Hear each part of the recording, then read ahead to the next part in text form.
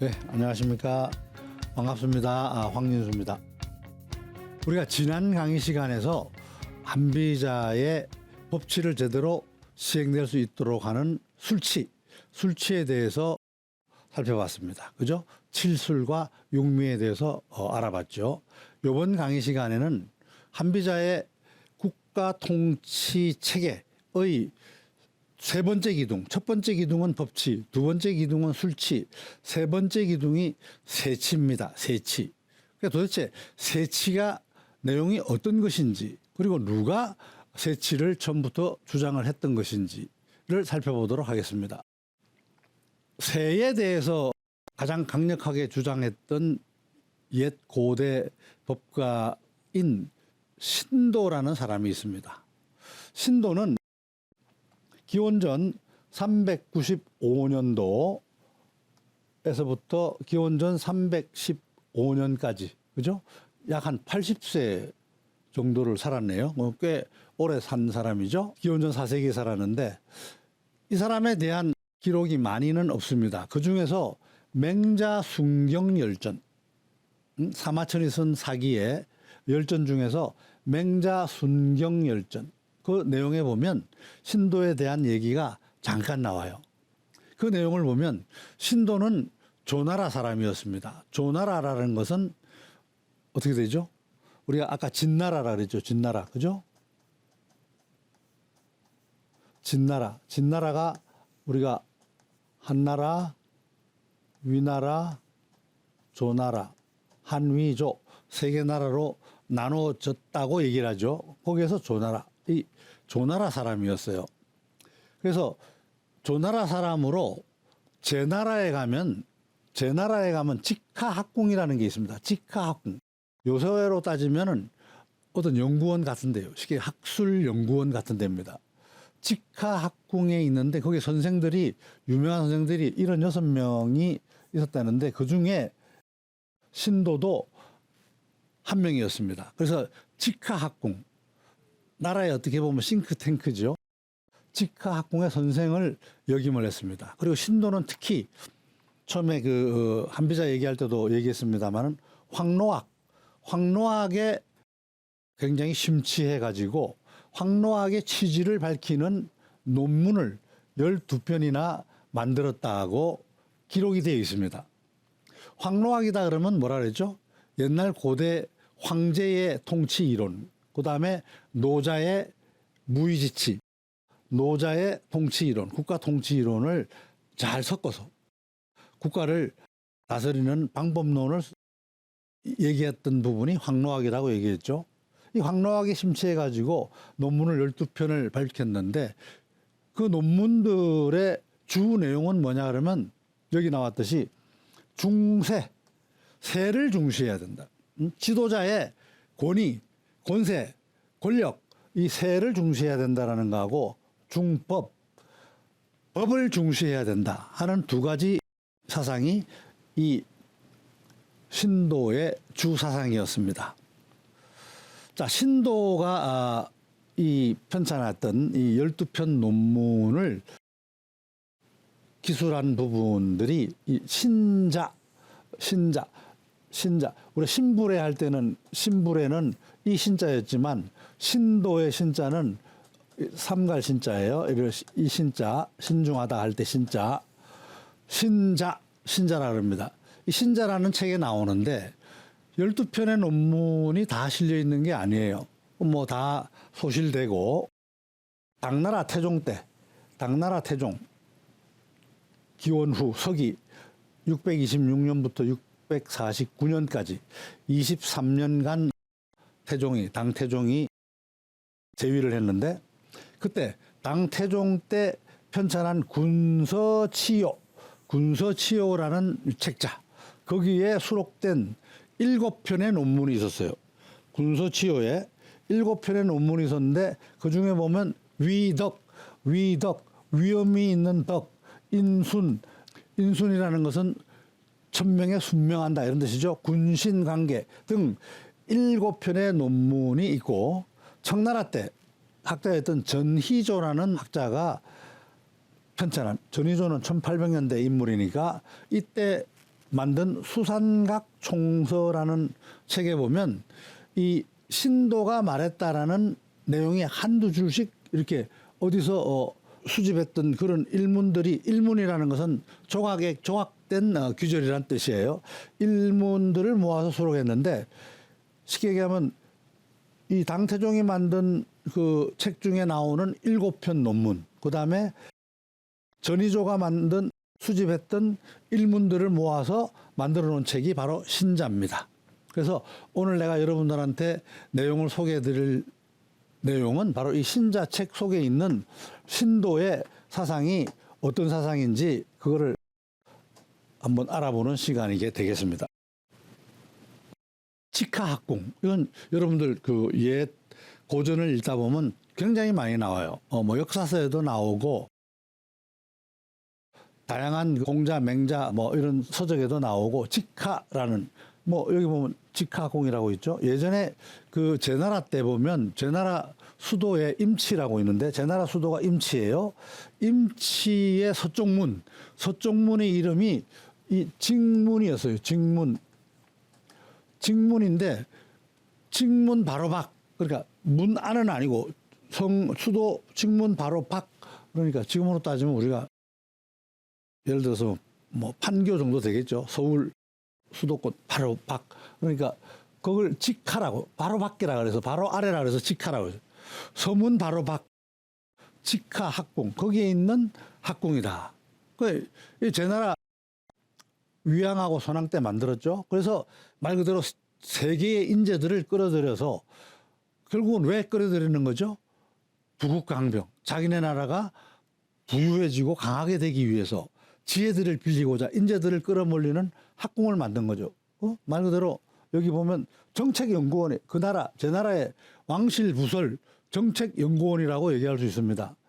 여기에 선생을 했던 거죠. 근데 여기를 거쳐갔던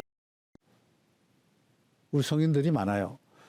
신도도 그 중에 하나였고, 순우곤이라고 아주 유세가로 뛰어난 순우곤이라는 분도 계시고, 음양오행설을 주장했던 추연이라는 학자도 여기 다 선생으로 거쳐갔던 사람입니다. 우리가 잘 아는 순자, 그죠? 한비자의 스승이었던 순자, 순경이라고 얘기합니다. 순자도 여기 직하학수요. 자그마치 죄주, 이 제자는 본래 한자로 보면 어떻게 됩니까? 제사 지낼 제자죠. 제인데 이게 뜻이, 제사 지내는 우두머리라는 뜻이 되면은 죄주. 다시 얘기하면 요즘으로 따르면 대학 총장급입니다. 죄주. 이 순자는 이 직하학궁의 죄주를 자그마치 3번이나 연임을 했다고 합니다. 그래서 굉장히 직하학궁이 유명하죠.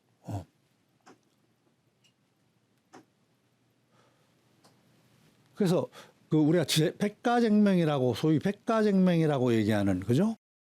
유가를 비롯해서 유가, 병가, 뭐 도가, 그 다음에 법가 이런 등등, 음행가 이런 등등이 전부 이 직하학궁을 통해서 우리가 발전돼 왔다는 것을 알 수 있습니다. 자, 여기에 선생이었던 신도는 이런 말을 합니다. 세상에서 새가 제일 중요하다. 법도 중요하고 술도 중요하지만 그런 것보다는 새가 더 중요하다. 새라는 게 뭐예요? 새. 뭐 형새. 뭐 우리가 지세를 보면 지세. 형새. 돌아가는 형편을 보면 형편. 또는 권세 하면 권력의 어떤 풍기는 아우라, 뭐 이런 것들을 새라고 얘기하죠. 자, 이런 말을 해요. 이 위덕편에 보면 이런 말이 나옵니다. 모장, 뭐 옛날에 굉장히 미녀라고 얘기합니다. 모장과 서씨는 절세미인이다, 이런 얘기. 하지만 짐승 가죽과 같은 거친 옷을 요즘으로 떼게 하면은 시장에서 파는 아주 값싼 옷, 이런 옷을 입게 하면 이들을 본 자들은 도망갈 거다. 추한 옷을 입게 하면. 반대로 이들에게 아름다운 배옷, 아주 비싼 옷으로 만든 옷이라든지 또 치장을 제대로 된 뭐 시장을 한다든가 하면 길 가는 사람들이 모두 멈추고 쳐다볼 것이다. 이는 바로 아름다운 배옷의 색깔, 그 옷에서 풍기는 그 어떤 아름다움이 한몫하기 때문이다. 이러냐. 하지만 미녀라도 예쁜 옷을 마다하고 거친 옷을 입으면 거지꼴을 하게 되면 사람들은 이를 싫어한다. 이런 얘기를 해요. 이 새가 중요하다. 이 배옷과 같은 예쁜 옷과 같은 사람을 더 돋보이게 하는 우리가 뭐라 그러죠? 금상첨화라 그러죠. 금. 비단금자죠. 비단금. 금상. 비단 위에 금상.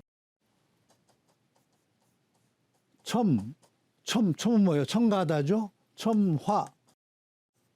금상첨화라. 비단 위에 꽃을 놓으면 어떻게 돼? 비단이 더 아름다워 보인다. 이런 거하고 똑같은 거예요. 그래서 이러한 꽃의 역할, 비단 위의 꽃의 역할, 미녀 위의 아름다운 옷의 역할, 이런 것들이 굉장히 일을 만들어 나가는 데 있어서 굉장히 중요하다. 이렇게 얘기를 하는 겁니다. 일리가 있다고 생각이 들지요. 자, 여기서 퀴즈. 그러면 방금 우리가 신도가 얘기한 모장. 모장이 미인이라고, 절세 미인이라고 얘기하는데 모장은 과연 누구인가요? 여러분, 굉장히 이쁘게 생겼죠. 근데 이 모장도 굉장히 이쁘기 때문에 옛날 경전에도 등장합니다. 방금 신도가 말한 내용에도 있지만 모장은 누구냐? 모장. 우리가 월왕이죠. 월왕. 월왕구천 알죠? 구천. 구천의 애첩이라고 얘기합니다. 뭐 그 기록밖에 없어요. 뭐 구체적인 기록은 없어요. 근데 이 장자편에 보면은 장자의 제물론이라는 편에 보면은 모장에 대해서 이런 얘기가 나와요. 모장 여희. 이 여희 아까 얘기했죠. 진흥공의 태자 신생을 자살하도록 만들고 자기 아들 해제를 태자로 만들었던 그 흉노족의 여인, 여희, 모장 여희, 이 제물론에 나와요. 장자 제물론에. 모장 여인은 인지소미라. 사람들이 소음이 아름답다고 여기는 사람들이다. 이런 얘기죠. 그런데 어견지, 어가 뭐예요? 물고기죠. 어견지. 아니, 물고기가 그들을 보면 심입이라. 물속으로 쑥 들어간다 이거예요. 조견지. 조가 뭐예요? 새지요, 새. 새가 그들을 보면 고비. 멀리 날아가. 높게 날아가. 그 다음에 미록. 노루하고 사슴이죠. 미록견지. 미록이 견지. 그들을 보면 결치라. 결사코 도망간다. 이런 얘기. 장자가 얘기하는 것은 이 사람들이 이쁘다고 얘기하는 게 아니에요. 그죠? 이 사람들이 이쁘다고, 모장이나 여의가 이쁘다고 아름답다고 얘기하는 것은 사람들이 얘기하는 것이고, 물고기나 새나 또는 노루사슴과 같은 거는 그 사람들을 보면 사람이기 때문에 무서워서 도망간다는 거죠. 이렇게 얘기하는 거예요.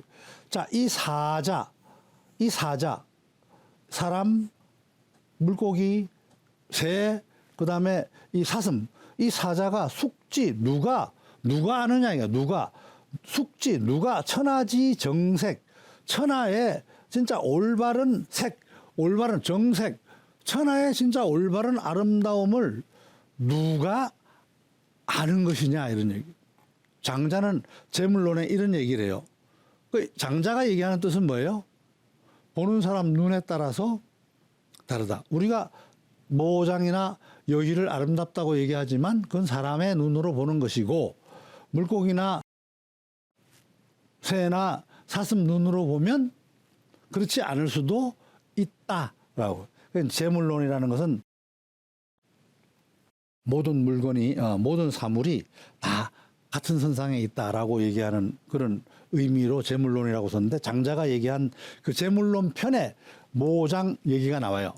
이 모장이 아까 신도가 얘기한 모장하고 같은 모장이고, 이거는 월왕구천의 애첩이었다, 이런 얘기입니다. 월왕구천이 미인을 굉장히 좋아했던 뭐죠?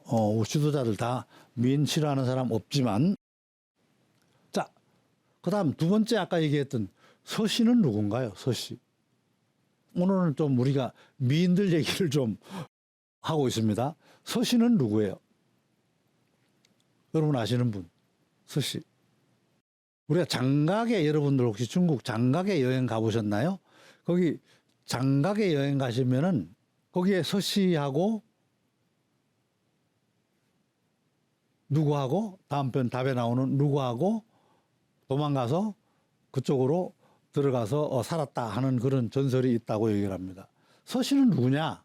여러분들이 잘 아는 오나라, 오왕의 부차, 부차의 애첩이죠. 부차의 애첩. 근데 부차가 자기가 애첩으로 선택한 것은 아니고, 자, 오나라하고 오랑은 철천지 원수지간이죠. 철천지 원수지간. 월나라 구천은 오나라 부차한테 점령을 당해가지고 포로 신세가 되죠. 자가 마치 2년 동안을 노예처럼 부차 밑에 가서 살았습니다. 그죠? 거지 새끼처럼. 그래서 2년이 지난 다음에 부차의 충신이었던 또는 부차의 아버지인 함녀의 진짜 책사고 충신이었던 오자서의 얘기를 물리치고, 그지? 오자서가 절대 구천을 풀어줘서는 안 된다라고 얘기했는데도 불구하고 이 서씨의 미인계를 통해 가지고, 응? 따라서 서씨는 누가 보낸 거죠? 구천이 보낸 거죠. 구천 밑에 있던 중신 이 법녀라는 책사가 구천하고 짜고 부차를 미인계로 농락하기 위해서 보낸 사람이 바로 서씨였어요. 그래서 서씨에 빠져가지고 말 그대로 효적거리다가 결국은 나중에 오랑한테 구천한테 복수를 당하고 오왕 부차는 강에 빠져 죽죠.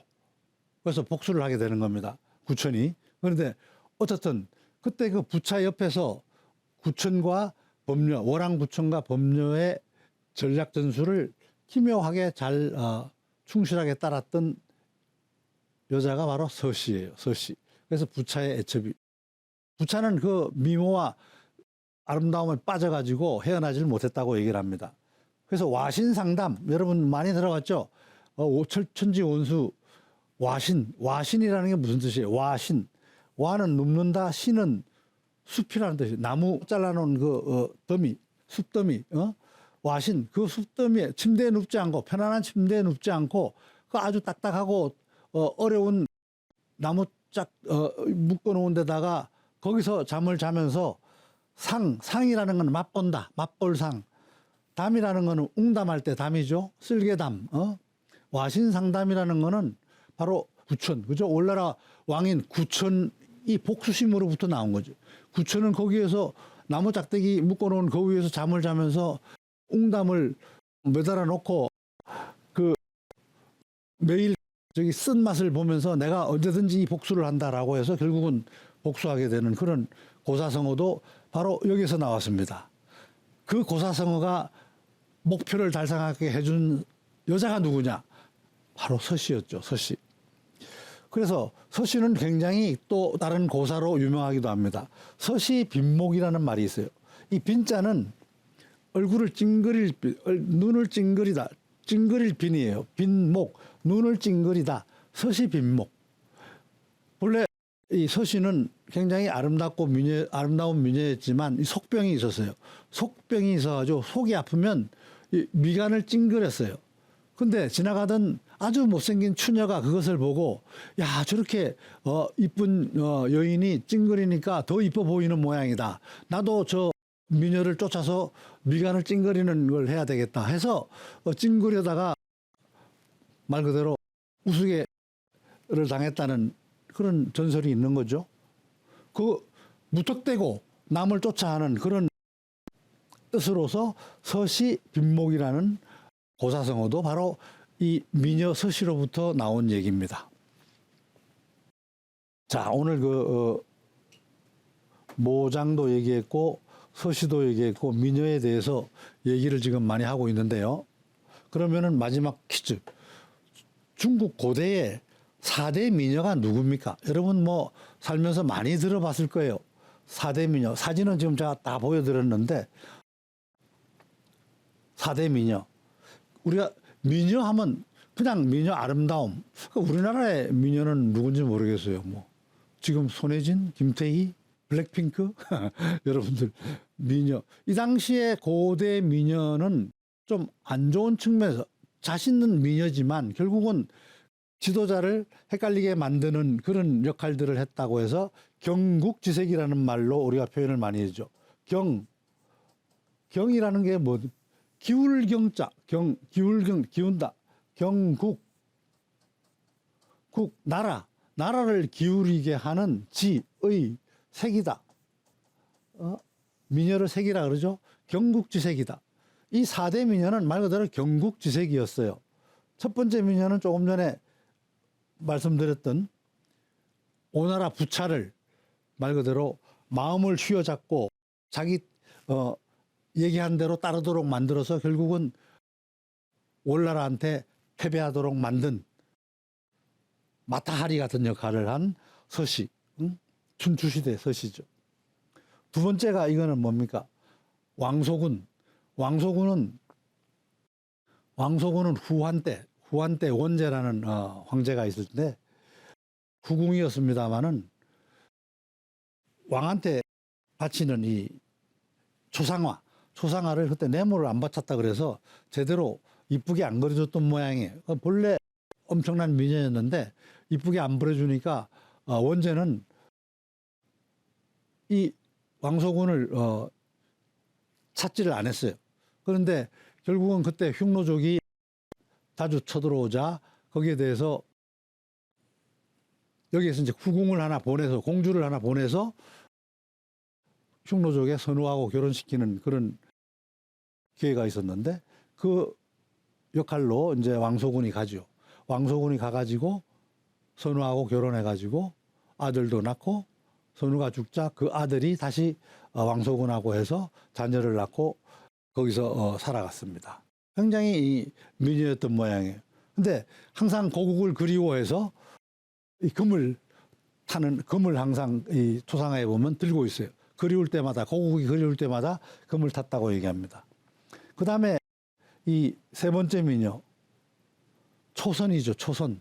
삼국지에 나오는 초선. 여포가 품은 여인, 초선이죠. 동탁하고 여포 간에 이간질을 시켜서 결국은 여포가 동탁을 죽이도록 만드는 그런 역할을 하죠. 그죠? 그 다음 마지막으로 당태종 때 본래 아들의 부인이었는데 아버지인 당태종이 아니고 당현종이죠. 그래서 당현종이 아들의 와이프를 자기 대첩으로 삼은 거죠. 그 양귀비, 양옥환이죠. 이 네 명이 중국의 4대 미녀였습니다. 다 나름대로 옛날 얘기들이 따르는 미녀들이죠. 그래서 순서대로 보면 이렇습니다. 춘추시대 서씨, 그죠? 춘추시대. 그 다음에 한나라 시대의 왕소군. 그 다음에 여기 삼국시대의 위초고 삼국시대의 초선. 그 다음에 수나라를 거쳐 당나라 시대의 양옥한, 양귀비. 이 네 명이 중국 고대의 4대 미녀라고 칭해집니다. 근데 이들을 칭하는 말로 이런 말도 있어요. 침어낙안지용이라. 침어낙안지용이다. 이러니 침어라는 것은 고기가 물속으로 들어간다, 잠긴다. 침어라는 고기도 부끄러워해서 그 아름다운 미녀를 보고 부끄러워해서 물속으로 들어간다. 그게 바로 서시고, 낙안이라는 것은 날아가는 기러기가 미녀의 얼굴을 보고 정신이 멍해서 떨어진다. 이러니 낙안. 그런 미모를 자랑하는 것이 서씨와 왕소군이고, 그 다음에 폐월, 수화. 폐월이라는 건 뭐예요? 막힌다. 구름에 막힌다. 부끄러워해서, 초선을 보고 부끄러워해서 구름 속으로 들어가고, 수화, 옷도 부끄러워한다 하는 것이 양귀비. 자, 이런 침어, 안지용, 폐월, 수화, 지모 이런 말로 중국 고대 4대 미녀를 수식하는 말이 있습니다. 자, 우리 아까 신도가 모장 여희에 대해서 모장 서씨에 대해서 얘기를 하면서 미녀 얘기가 나왔는데 이러한 미녀들도 결국은 그냥 미녀로서는 빛이 안 나고 거기에 아름다운 치장과 옷을 입어야지 제대로 된 미녀의 진가를 발휘할 수 있다라고 얘기하는 게 신도의 새해의 포인트입니다. 자, 그럼 다음 시간에 계속해서 얘기하도록 하겠습니다. 감사합니다.